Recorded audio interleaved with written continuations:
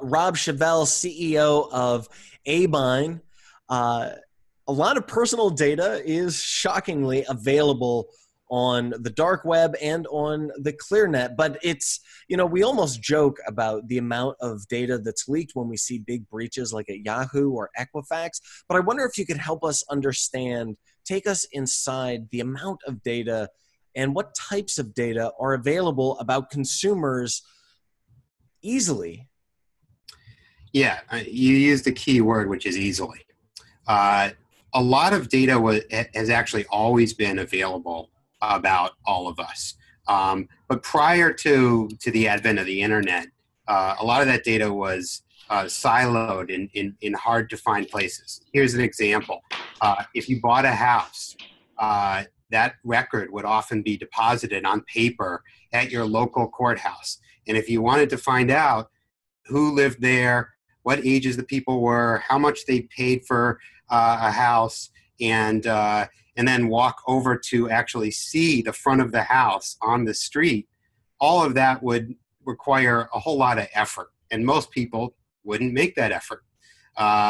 These days, all of that information has been pulled into very, very easy to find, and in fact, easy to purchase dossiers of information available to us on the public web.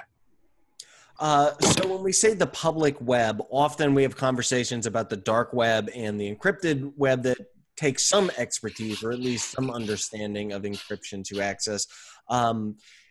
How easy compared to doing social engineering in the past, or simply, like you said, walking down to the courthouse and looking up the records, how easy is it to find information, and what are the brokers? Where do I go?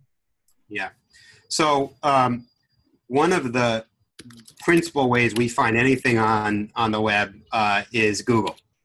And it might not surprise you, but it did surprise me to know that the percentage of searches on Google that are for a person's name or their name and address, are actually in the 10% range.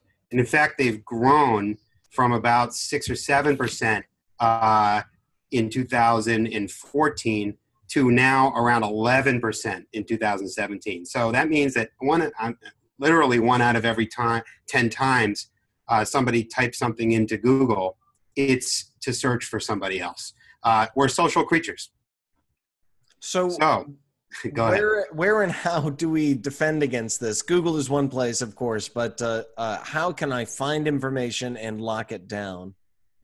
Right. So with all of these queries, billions and billions of searches for people zooming around the internet every day, let's remember that Google makes its money through advertising.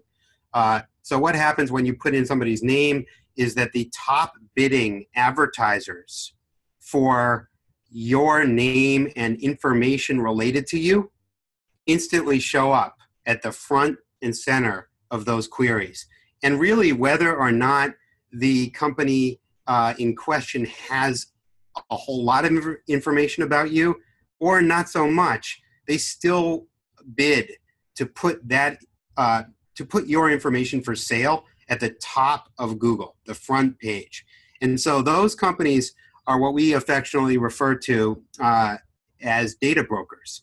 They are brokering and selling information about you that you never really consented to have them sell.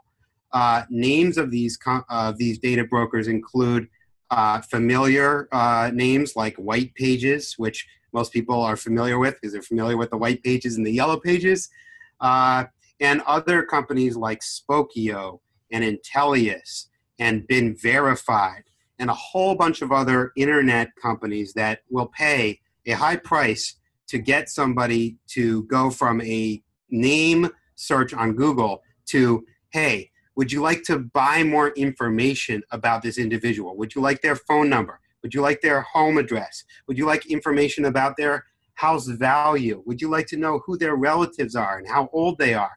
Well, for $10 or $20 or even as little as 95 cents, depending on the configuration and how much information you're looking to buy, they're willing to sell it to you. All right, so that's very reassuring, Rob. I wonder if you could leave us some advice for business. Obviously, business is composed of individuals, and there's quite a bit of information available about CXOs at companies and about the companies themselves. How and why should business be concerned? Yeah, well, in the past, what often happened is that a pissed off customer, if they bought a product and didn't like it, somebody bought a Ford car and it broke down, they'd write a letter and they'd put it in the mail and they'd send it to the CEO of Ford. These days, what's happening often is angry customers are contacting the homes of senior executives personally, which borders on stalking and sort of things that would scare anybody. And so what we've seen is senior executives that are often the focus of people's anger. They have come to us at Delete Me and said, "Hey, can you use your Delete Me service to help remove our entire team from coming up so highly in these Google search results and from having all of their information so easily purchasable?" And about 30% of the Fortune 50 companies, the biggest companies, including a lot of the tech companies, ironically, have now signed up for Delete Me for their businesses, just to give their executives a lower profile, so that it's not so easy for people when they're most angry to go find their personal addresses and contact details.